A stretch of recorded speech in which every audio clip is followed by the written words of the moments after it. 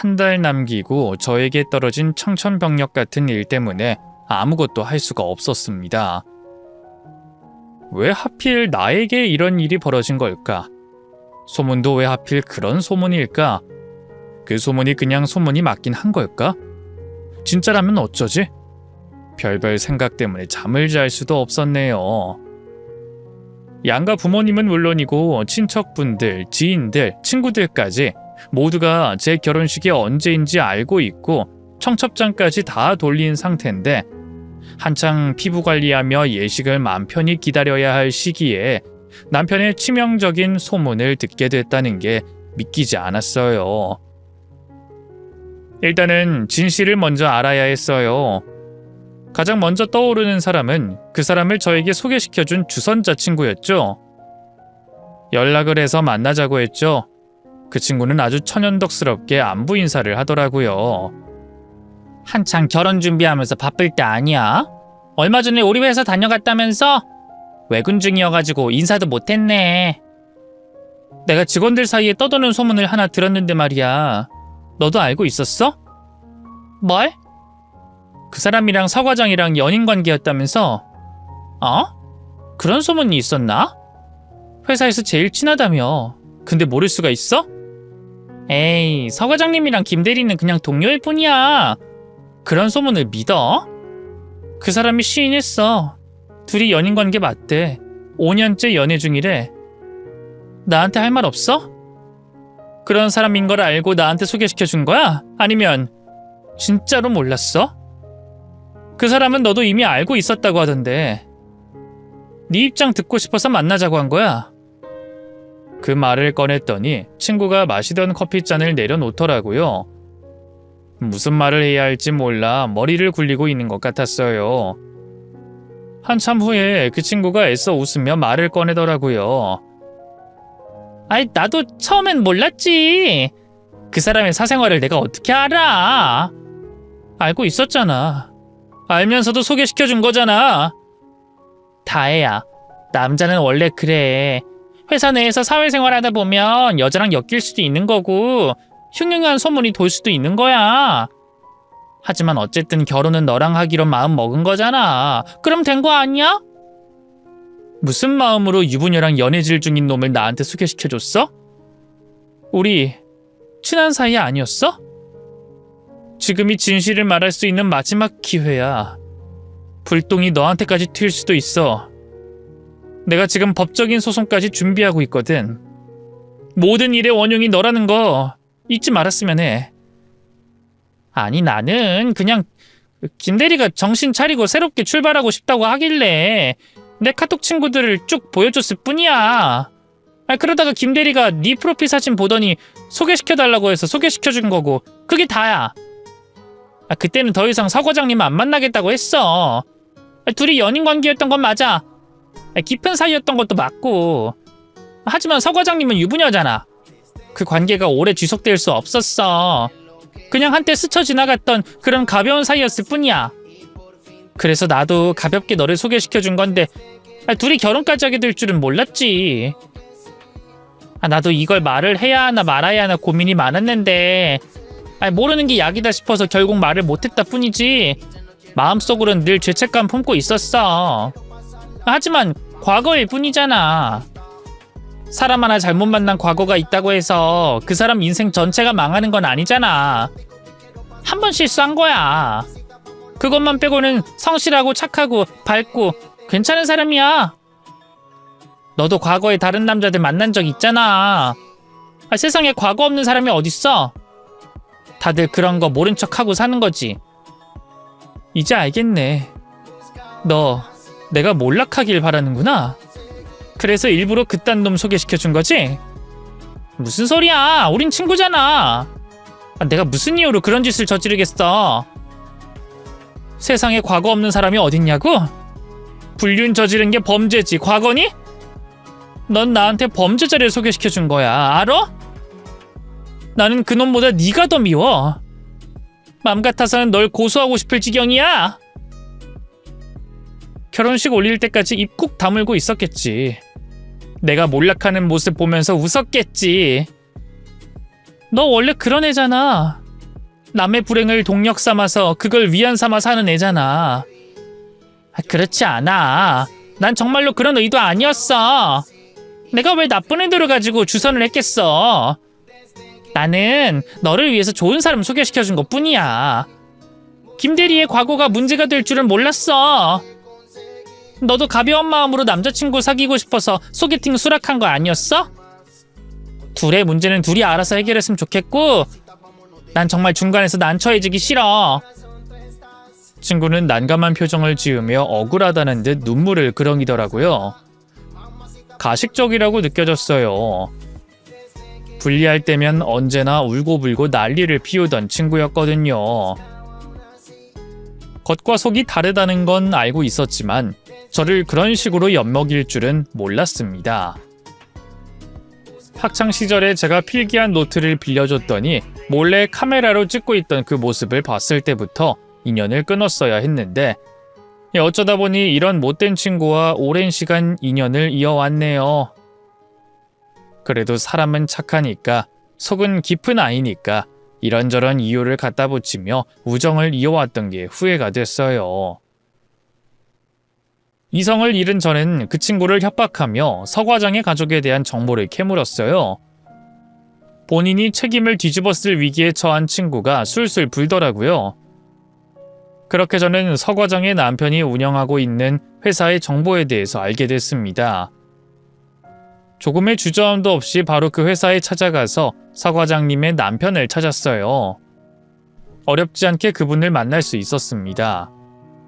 저를 보더니 묻더라고요. 누구시라고요?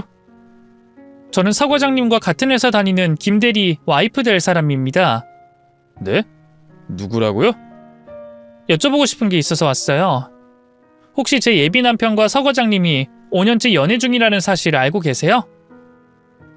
김 대리는 저도 익히 들어서 알고 있습니다. 몇 번 보기도 했고요. 근데 둘이 연인 사이라고요? 그게 무슨... 네, 회사에서 유명한 커플이라고 하네요. 제가 원하는 건 딱 하나입니다. 따님 있으시죠? 제 예비 남편이랑 그 따님 유전자 검사 해보고 싶습니다. 무슨 의미입니까? 혹시 모르잖아요. 아니면 다행인 건데 혹시나 둘이 거짓말을 하고 있는 거라면 우리도 진실을 알 권리가 있지 않을까요? 설마 핏줄까지 속이고 출산을 했을까 싶긴 했지만 소문의 진실을 일단 파악하고 싶었어요. 예비 남편과 같은 곳에서 살고 있었기 때문에 DNA를 채취하는 건 어렵지 않았어요.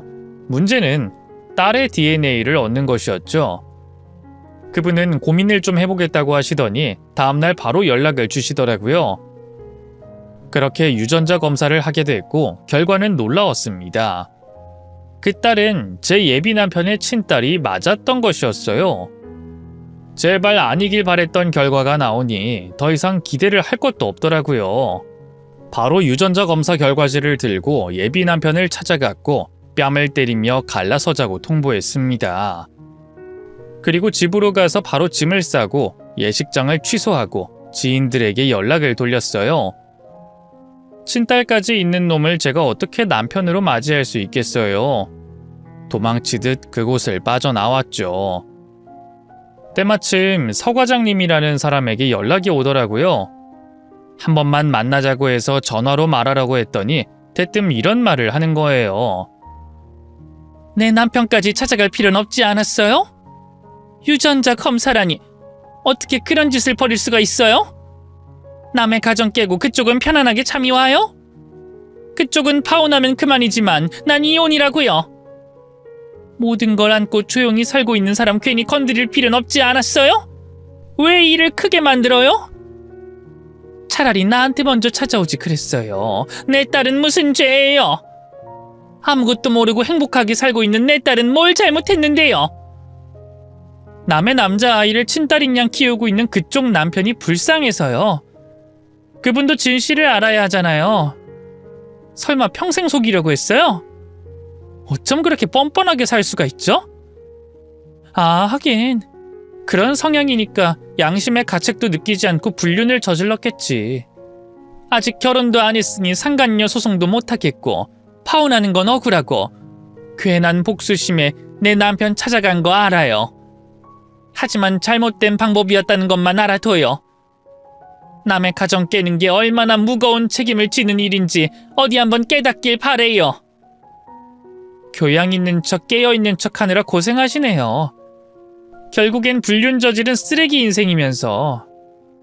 그쪽 딸도 알아요? 본인이 상간남 핏줄이라는 거? 맞아요. 저는 파혼하면 그만이지만 그쪽은 더 큰 책임을 져야겠죠. 그래서 폭로한 거예요. 폭로한 죄가 더 크겠어요? 아님 불륜 저지른 죄가 더 크겠어요? 그쪽이 애초에 부정한 일을 벌이지만 않았더라도 이런 일이 생기지 않았겠지. 스스로를 탓하세요. 그리고 이게 끝인 줄 알아요?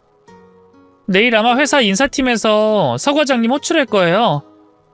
이유는 본인이 더 잘 아시겠죠. 그럼 이만 끊을게요. 그냥 더러운 똥 밟았다고 생각하고 피하면 그만이었을지도 몰라요. 하지만 결혼식을 한 달 앞둔 시점이었잖아요. 저에게 그건 그냥 파혼이 아니라 이혼 수준이었습니다. 나중에 제가 새로운 사람을 만나 결혼을 한다고 청첩장을 돌린다 쳐도 분명 그때 결혼식 한 달 앞두고 파혼했던 이 얘기가 나오겠죠. 그 사건은 저를 평생 동안 졸졸 쫓아다닐 것이고 그런 치욕을 안겨준 둘을 절대로 용서할 수 없었어요. 그래서 억울한 마음에 이곳저곳 폭로하게 된 것이죠. 그래도 마음이 안정되지 않았어요. 배신을 당했다는 그 슬픔은 아무리 시간이 흘러도 아물지 않았습니다. 사람들의 연락도 받고 싶지 않았고 아무랑도 대화하고 싶지 않아 모든 걸 차단하고 집에만 붙어 있었어요. 예정된 결혼식 날이 다가왔을 땐 핸드폰도 끄고 이불 속에 들어가 울기만 했습니다. 가장 행복할 줄 알았던 그 날을 이런 식으로 보내게 될 줄은 꿈에도 몰랐어요. 모두가 나를 비웃는 것 같아서 불쌍하게 쳐다보고 있는 것 같아서 견딜 수 없었습니다. 그렇게 힘든 날을 보내고 난 후 그놈을 마주하게 됐습니다. 마음을 추스리고 다시 출근을 하려고 하는데 그놈이 제 앞을 가로막더라고요. 눈이 퉁퉁 부은 채로 눈물을 흘리고 있었습니다. 다혜야, 나랑 얘기 좀 하자. 비켜, 할 말 없어. 한 번만 얘기하자, 어? 다신 안 매달릴게. 비키라는 말 안 들려? 서 과장이랑 나 둘 다 회사에서 잘렸어. 그리고 그쪽은 이혼당하고 난 파혼당했어. 이게 지금의 상황이야. 그쪽 근황 하나도 안 궁금해. 그리고 잘 됐네. 서 과장이랑 너 둘이서 딸 키우면서 살면 되겠네. 어차피 친부가 너잖아. 서 과장이랑 헤어졌다고 몇 번을 말해. 그리고 그 여자 애 나한테 버리고 도망가 버렸어. 어디로 갔는지 알 수조차 없다고. 나 지금 너무 막막하고 힘들어서 단 하루도 제대로 살 수가 없어. 갑자기 내 새끼라고 떡하니 안겨주고 도망을 갔다니까? 총각으로 평생 살다가 갑자기 애가 생겼는데 내가 걔를 어떻게 키워? 그러지 말고 다혜야, 우리 한 번만 다시 생각해보자. 어차피 우리 결혼하면 딸 낳고 싶다고 했잖아. 내가 돌싱이든 초혼이든 그런 거 상관없이 나 자체가 좋다고 하지 않았어? 비록 우리가 사건이 있어서 파혼을 하긴 했지만 다시 결혼식 올린다면 사람들 모두가 너그럽게 이해해 줄 거야. 예비 부부가 한번 싸우고 화해했겠거니 생각해 주겠지. 너도 그렇고 나도 그렇고 결혼 코앞까지 갔다가 파혼했으니 이혼한 거나 마찬가지야. 나중에 새로운 사람 만난다고 해도 그게 걸림돌이 된다고. 그리고 나 너 만날 때 서 과장이랑 만나지도 않았어. 오로지 너만 바라봤다니까? 나도 그 사람이랑 만나고 나서 내가 몹쓸 짓 저질렀구나 반성하고 새로운 인생 살아야겠다고 다짐했고 그렇게 해서 만난 게 너야.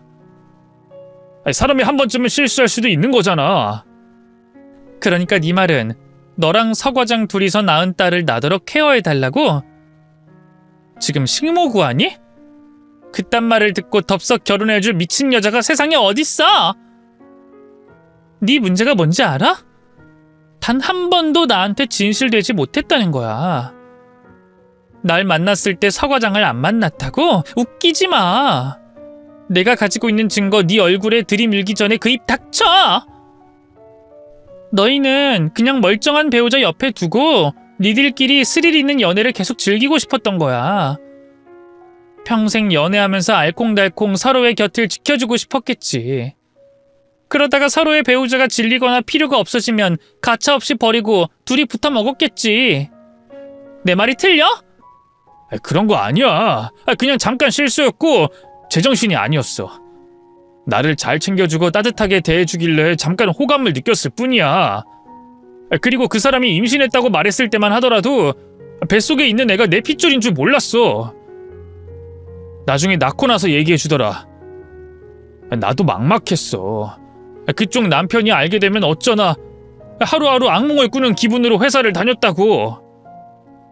근데 서 과장은 아무렇지 않게 애를 키우고 있는 거야. 그쪽 남편이 애를 너무 아끼고 좋아한다고. 애 클 때까지만 그 사람 밑에서 키우고 싶대. 나더러 결혼하고 싶으면 좋은 배우자 만나서 결혼해도 된대. 대신 느슨하게나마 관계를 유지하자는 거야. 나를 사랑하긴 하지만 같이 살고 싶은 욕심은 없대. 서로 자유롭게 배우자와 살도록 내버려 두고 사랑만 하자는 거야. 말도 안 되는 얘기인 거 알아. 하지만 나도 그때는 선택의 여지가 없었어.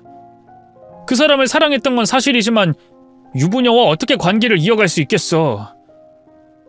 도저히 안 되겠다 싶어서 천천히 정리하고 있었던 거야. 나도 사람답게 살고 싶었어. 좋은 사람 만나서 결혼식도 올리고 사랑하는 와이프랑 주말마다 놀러도 다니고 데이트도 하고 때로는 야식도 먹고 술도 한잔하는 그런 평범한 일상이 나한텐 꿈이었어. 물론 알면서 말하지 못한 건 미안해. 하지만 그 어떤 사람도 내 상황을 이해해줄 수 없을 거라 생각했어. 그 사람도 비밀로 하길 원해서 나도 그 말을 들어준 거고. 그게 서로에게 좋을 것 같아서 그랬어. 나만 입 다물고 있으면 모두가 행복해지는 거잖아. 회사 내에서 그런 식으로 소문이 자세하게 났을 줄은 몰랐어. 아무도 눈치 못 챘을 거라 생각했지. 그건 내가 아니랬고 경솔했어. 좀 더 조심했어야 했는데. 조심했어야 했는데? 좀 더 치밀하게 숨겼어야 했다는 거야? 뭐야? 가뜩이나 너 같은 놈 때문에 파혼한 것도 열받아 죽겠는데 다시 재결합을 하자고? 미쳤니? 미리 말하지 못한 건 미안해. 다 내 탓이야. 하지만 너를 사랑하는 마음만큼은 진심이고 아직까지 변하지 않아. 너라는 사람을 놓치면 평생 후회할 것 같아서 그래. 이기적인 거 알아. 내가 많이 부족한 것도 알아. 하지만 내가 앞으로 해결할게. 아이 문제는 내가 알아서 잘 케어할 거고 양가 부모님도 내가 잘 설득할게. 너는 나를 믿어주기만 하면 돼. 내가 만날 사람이 없어서 불륜 경력 있는 너를 만나겠니? 생각을 해봐.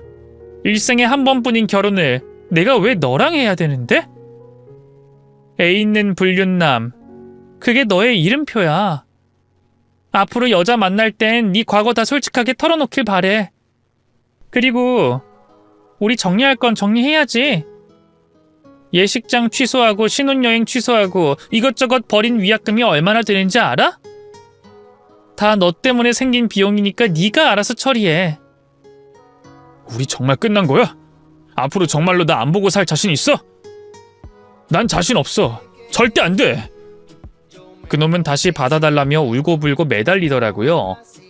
당연히 가차없이 내쫓았죠. 제 생각에 그놈은 일종의 신분 세탁을 원했던 것 같기도 해요. 유부녀를 만났던 과거를 청산하고 새로운 인생을 살며 좋은 남편으로 자신의 삶을 탈바꿈하고 싶었겠죠.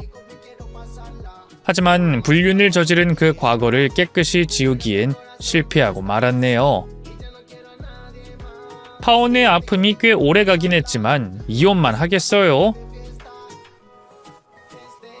제 사정을 알고 있는 분들은 오히려 헤어지길 잘했다면서 용기를 낸 저를 다독여 주셨습니다. 그래도 주변에 좋은 분들이 있었기 때문에 이 위기를 잘 극복했던 것 같아요. 그래도 시간이 흐르면 흐를수록 그때의 선택이 최선이었다고 느껴져요. 그리고 그때 화장실에서 들은 소문을 그냥 흘려보내지 않고 끝까지 파헤치길 잘했던 것 같아요. 덕분에 제 인생을 구원받게 됐네요. 때로는 좋은 약이 쓴 법이잖아요. 삼킬 땐 쓰고 고통스러웠지만 그래도 결과적으로는 그 선택이 저를 살린 셈이었어요. 이 일을 계기로 인간관계가 한번 싹 정리가 됐죠. 참고로 주선자 그 친구는 지인들로부터 완전히 매장을 당하고 지금은 소식조차 들을 수 없네요. 지금은 제 곁에 좋은 사람들만 남았어요. 생각해보면 이런 과정이 필요했던 것 같기도 해요. 지금은 누구보다 절제된 삶을 살면서 건강한 인간관계를 꾸려나가고 있죠. 언젠가는 저도 새로운 사람을 만나 결혼하겠죠.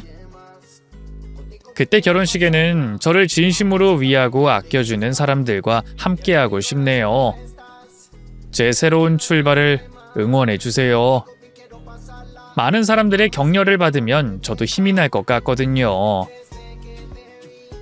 지금까지 제 사연 들어주셔서 감사드립니다.